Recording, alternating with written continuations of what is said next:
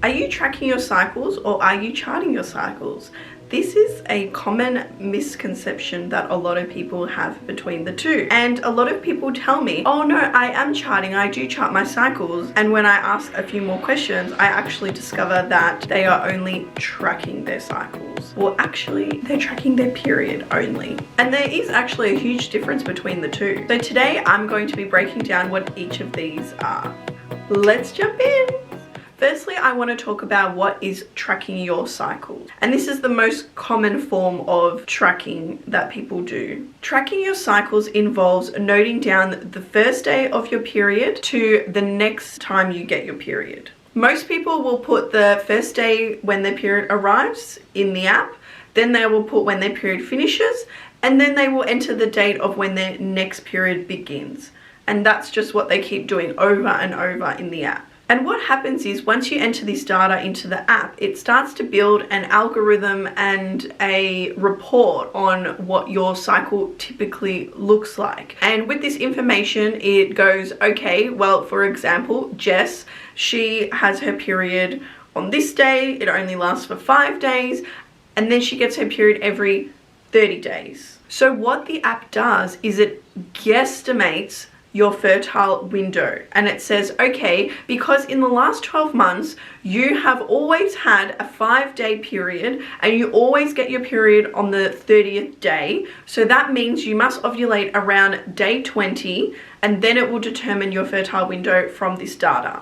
So it's basically predicting when you ovulate, and it's predicting when you are going to get your period. This is a huge problem, and please let me tell you why. The app is using your previous history and your previous data to determine when you are fertile. Your fertility is always changing. Your body is cyclical, and it takes time for the hormones to be released in the body, and then once the egg is released, and all of this is cyclical. And what this means is that it doesn't always happen on the exact same day every single cycle or every single month, as people commonly use the term. They get their period every month. And because this is a cyclical event, it takes a lot of energy and time for your body to gear up for ovulation. And when you are stressed, the body doesn't recognize that as you running away from a tiger versus you losing your job, or you losing a loved one, or someone's causing you emotional grief. It doesn't know the difference between that. And this stress is going to have an effect on your cycle. The reproductive system in your body is the first thing to get shut down when you are stressed, because the last thing it wants to do is have a baby. Sometimes stress can get in the way, and we all have stress. We all experience it differently. And stress can affect ovulation, because if you are stressed, it's saying we're not safe to have a baby right now, so we need to just hold off for now, which means sometimes your ovulation can get delayed. Other times you're having the best time of your life, you've been eating well, you're really healthy, you're doing all the right things, your emotions are all well, and your body goes, you know what, it's time to release an egg early because it's the perfect timing. We've got the best environment right now to ovulate and to create a baby. So if your app is expecting you to get your period on day 30, but you ovulate on day 20 usually, and then that one time that you ovulate early on day 14,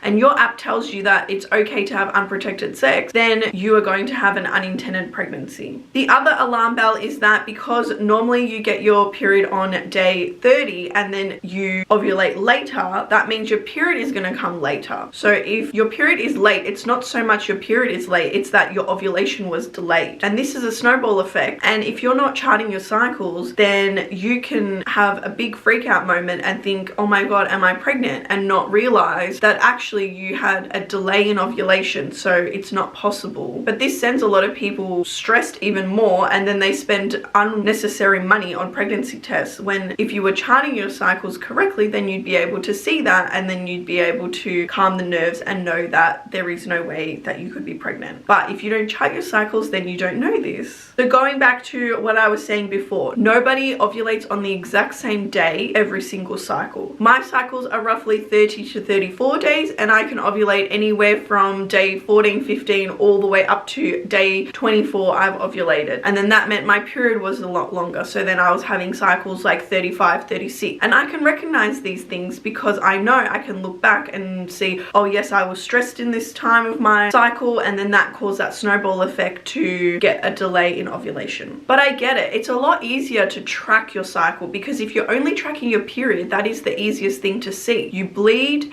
you get to see the color, the consistency, you get to see how many days it is, and it's a external thing that happens to you, and it's a lot easier to track. But there is no way of knowing if you have ovulated or if you even are ovulating just by tracking your period. And something that I've been talking about lately on my Instagram, if you want to go check it out at Charting with Jess, is that I explained if you don't ovulate and you get a bleed, it's called a withdrawal bleed. And a lot of people were confused by that because they were like, well, how do I know the difference? So the only way to know is that if you were charting your cycles using a basal body thermometer and checking your cervical mucus on the chart to determine if you did ovulate. Because then if you didn't ovulate and you got a bleed, that means it's a withdrawal bleed. Your hormones are withdrawing, so that's why the uterine lining is shedding. We always just say period because it's easier and that's what we know, but there's actually different types, and that's one of them, which means that if you don't ovulate, you're having an anovulatory cycle. So ovulatory cycle means that you confirmed ovulation, and ovulatory means that you didn't. But back to tracking your cycle. This is also known as the rhythm method, and a lot of people know this method as their grandmothers used it, and maybe they used it to fall pregnant and they were very successful, or they use it to avoid a pregnancy, but because they didn't have the perfect ovulate on day 14 and get your period 28 days later cycle, then it didn't work for them.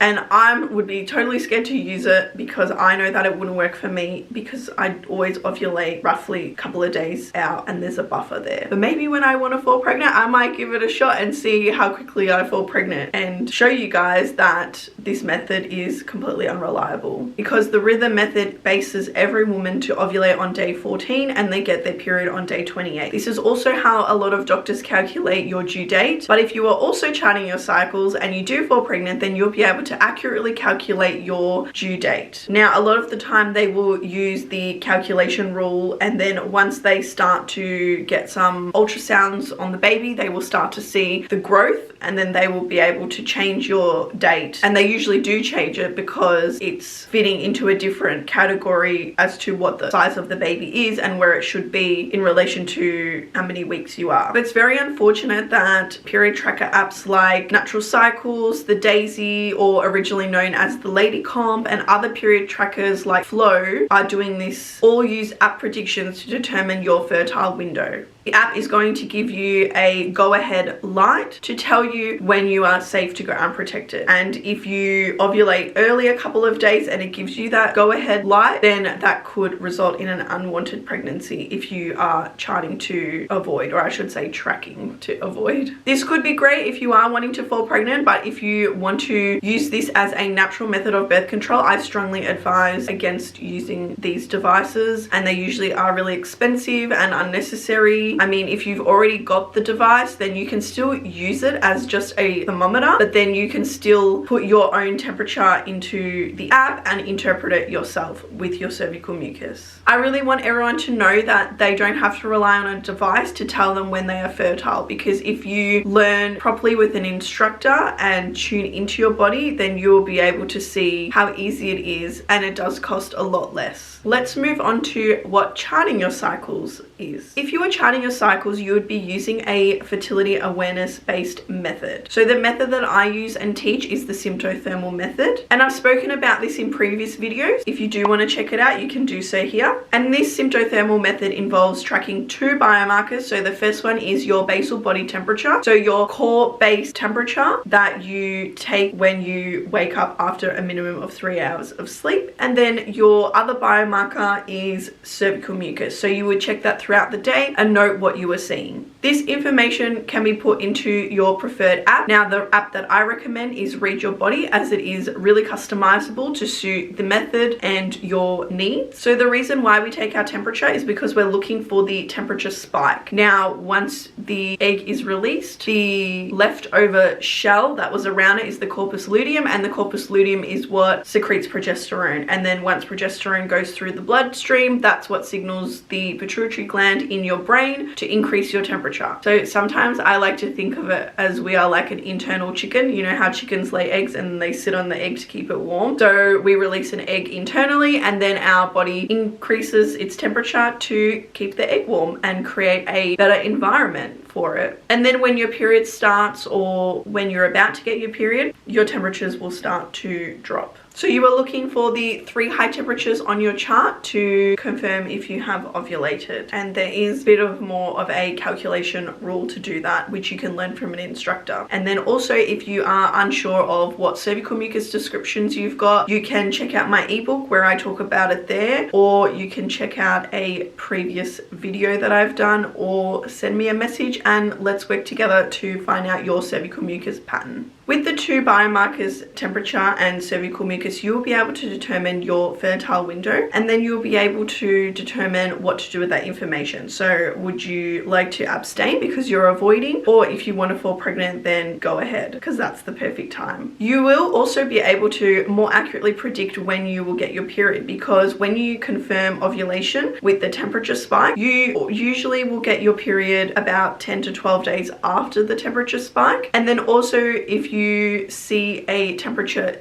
dip closer to the end of your cycle, that means that you will probably get your period that day. Sometimes you see that in your chart and sometimes you don't. There are times where my temperature drops and then I get my period that afternoon, and then other times I haven't had a temperature drop, but I know I'm expected to get my period. I'm prepared, I've got my pads, my period underwear, and then I'm ready to go. And there are no surprises. And there's no app telling you that your period is delayed and you freaking out and wondering why you're pregnant, because you are going to accurately see and know when you did confirm ovulation, and know if you did go unprotected in that part of your cycle, and then you'll be able to calm your nerves and know, well, actually I did abstain completely in the entire fertile window, and even though my period's taking a little longer to come, there's actually no reason to panic and no reason to go buy a pregnancy test. So using this method of charting works on a day-to-day basis. We're not looking at any previous history. We're not looking at your previous data. We're looking at day-to-day. So when you wake up today and you take your temperature, what does that mean today? What does that mean today with the cervical mucus that you've got? So you are seeing it as a day-to-day basis. Every day we are looking to see where you are at. We don't worry about any past history or any past data. And that's the beauty about charting your cycles, which is why I love it so much.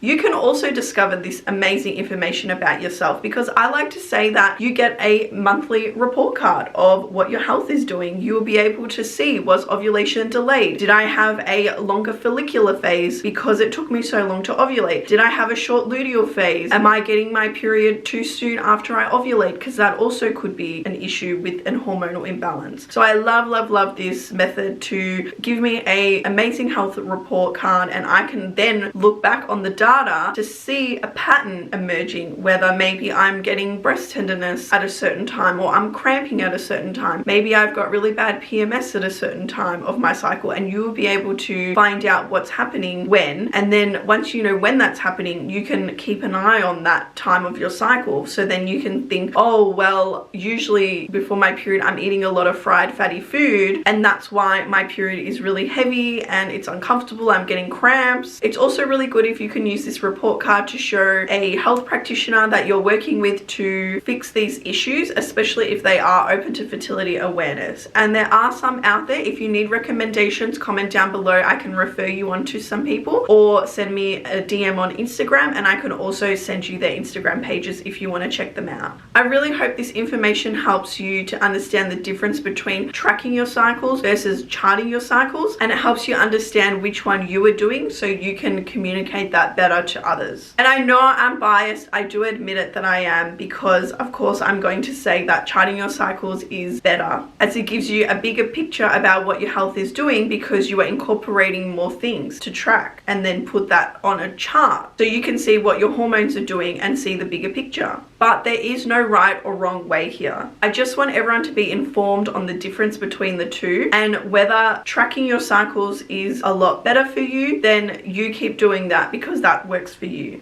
But I just see way too many people relying on apps and allowing the app to predict when they are going to get their period and when they are in their fertile window, or let alone the day of ovulation. And then they are telling me they are charting when they actually aren't, as they are only tracking their period. But I mean, it is an amazing and great way to start, because we all have to start somewhere, and maybe that's where you are right now, but you want to take it to the next level. It's also a great and amazing way to start, because you have to start somewhere. And I was also tracking my cycles when I was 18, and I had the very first iPhone, and I discovered that there was a period tracker app, so I started to use it. And yes, it spun my wheels, because my period was always delayed by the app, and I had really long cycles that I actually even took it to a doctor, and I was asking them what was wrong with me, and she assured me that a 30 to 34 day cycle is completely normal, even though she did send me off for testing and investigation, and they were trying to tell me that I do have PCOS, yet they were telling me, how can you be so slim and show PCOS signs, which now I know.